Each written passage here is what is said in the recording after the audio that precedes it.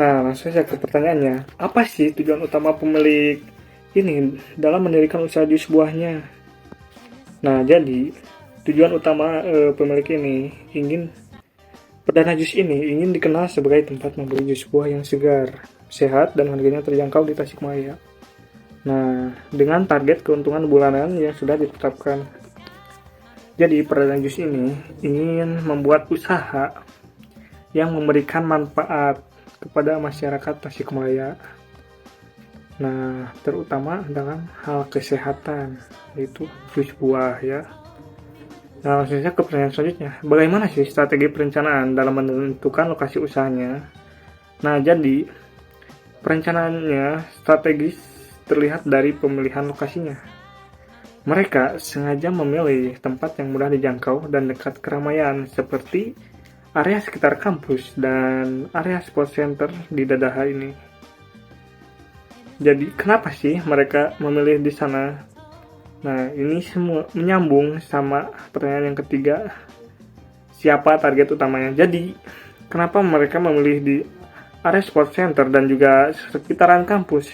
Karena target utamanya adalah pelajar, mahasiswa, anak muda, dan yang suka berolahraga.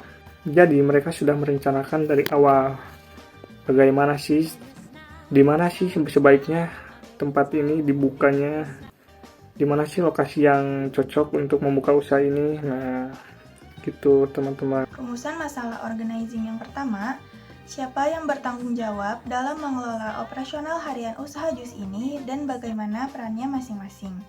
Jadi, usaha jus ini dijalankan oleh 3 orang, yaitu pemilik dan 2 orang karyawan.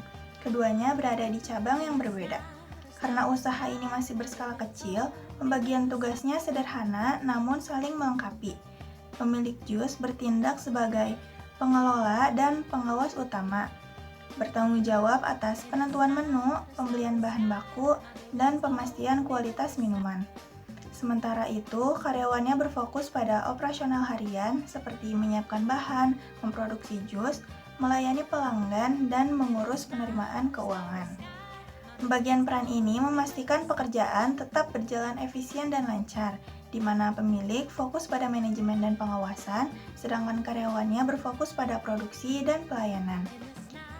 Pertanyaan yang kedua, bagaimana cara memastikan setiap pekerjaan mulai dari menyiapkan bahan hingga melayani pelanggan berjalan secara teratur dan efisien?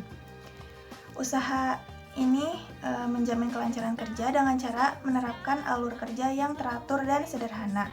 Pemilik bertanggung jawab memeriksa dan membeli semua bahan dan perlengkapan sebelum beroperasi.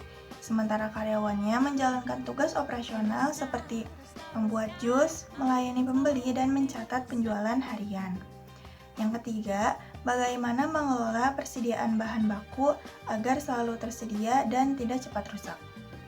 Dalam pengelolaan persediaan bahan baku, pemilik usaha sangat teliti agar operasional tetap lancar dan kualitasnya terjaga. Buah-buahan utama seperti mangga dan alpukat dibeli setiap hari atau 2 hari sekali, sedangkan buah yang kurang diminati dibeli secukupnya untuk menghindari penumpukan dan kerusakan. Bahan lainnya yang tahan lama seperti gula, susu, dan gas dibeli dalam jumlah yang banyak. Nah, es batu selalu disiapkan sesuai kebutuhannya. Buah yang tidak habis pada hari itu akan disimpan di freezer untuk menjaga kesegaran. Semua bahan disimpan di tempat yang bersih dan sejuk, dan pemilik atau karyawannya selalu memantau stok yang mulai menipis agar bisa segera diganti, sehingga persediaannya selalu cukup dan produksi berjalan dengan lancar. Sekian yang dapat saya sampaikan, terima kasih. Di sini saya akan menjelaskan bagian uploading dari si perusahaan jus ini. Kemarin saya memberikan 3 pertanyaan juga mengenai uploading. Salah satunya saya menanyakan apakah si perusahaan memberi penghargaan untuk karyawan yang berprestasi, dan si karyawan di jus ini tuh menjawab kayak ada, katanya ada penghargaan dalam bentuk penghargaan sederhana seperti bonus penjualan, ucapan apresiasi, atau kadang juga ada tambahan libur. Walau bentuknya enggak selalu besar, itu cukup buat karyawan merasa untuk dihargai, kata si karyawan jus tersebut. Terus selanjutnya saya juga menanyakan apa yang dilakukan perusahaan jika ada karyawan yang bekerja kurang baik. Dan si karyawan itu menjawab, perusahaan biasanya memanggil si karyawan itu untuk diajak bicara secara pribadi. Terus pimpinan akan menanyakan apa penyebabnya si karyawan melakukan hal tersebut, lalu memberikan masukan atau solusi. Kalau sudah diingatkan beberapa kali, tapi masih sama aja si karyawannya tuh kayak gitu, katanya baru ada teguran resmi. Jadi pendekatannya tetap manusiawi gitu kalau di perusahaan jus ini. Untuk pertanyaan ketiga, saya mengajukan bagaimana sih cara si perusahaan ini menjaga kerja sama tim di dalam toko. Dan si karyawan menjawab dengan komunikasi yang terbuka dan saling bantu antar bagian gitu. Kayak misalnya tuh kalau ada bagian kasir yang lagi sibuk, terus staf lain bisa bantu melayani pelanggan dulu gitu. Selain itu, sering juga ada kegiatan makan bareng atau kumpul-kumpul santai juga setelah jam kerja. Baik, untuk pengawasan kualitas bahan baku itu, setelah buah diterima oleh pemilik toko itu melakukan pemeriksaan kualitas buah itu secara langsung.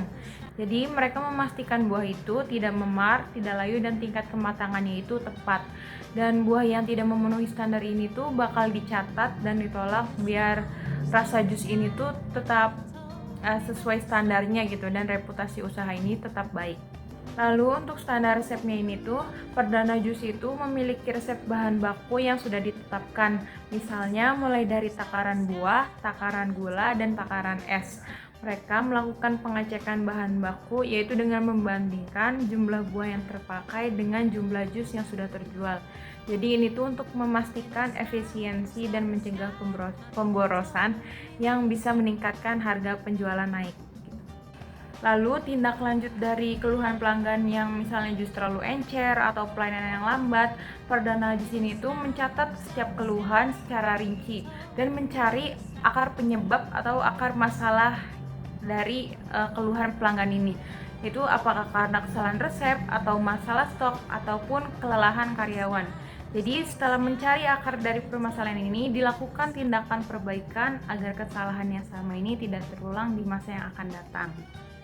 Dan kesimpulannya, pada intinya Perdana Jus ini tuh telah menjalankan usaha dengan manajemen yang sudah sangat baik. Mereka ini tahu persis apa yang mereka inginkan dan cara mencapainya, termasuk membagi tugas secara efisien dan mengelola stok dengan cermat. Berkat manajemen yang struktur dan fokus pada efisien ini tuh, usaha Perdana Jus ini tuh udah siap untuk maju dan memiliki potensi besar untuk membuka banyak cabang. Dan Perdana Jus ini tuh di Tasik sudah memiliki 2 cabang. Yang pertama itu ada di Jalan Dadaha, lalu yang kedua itu ada di dekat lampu merah yang arah mau ke Unsil. Nah, untuk penutup, ada saran dari kelompok kami kepada si perusahaan jus tersebut. Kami menyarankan agar usaha semakin berkembang gitu. Kami menyarankan Perdana Jus segera menuliskan secara resmi semua cara kerja dan resep-resep yang ada gitu, sehingga si rasa pelayanan tuh tidak berubah. Jadi ada standar SOP-nya gitu, biar seperti McD, KFC gitu kan di mana-mana rasanya nggak berubah gitu, masih standar SOP. Biar si jus ini juga kalau buka cabang lagi sih rasanya tuh nggak berubah. Jadi nggak tergantung si orang yang buatnya gitu. Pemilik juga sebaiknya mulai memberikan tanggung jawab pengawasan harian kepada karyawan dengan bantuan daftar periksa, serta penggunaan pencatatan stok bahan baku secara digital agar pemilik bisa punya lebih banyak waktu untuk memikirkan strategi besar, bukan hanya mengurus operasional kecil setiap hari.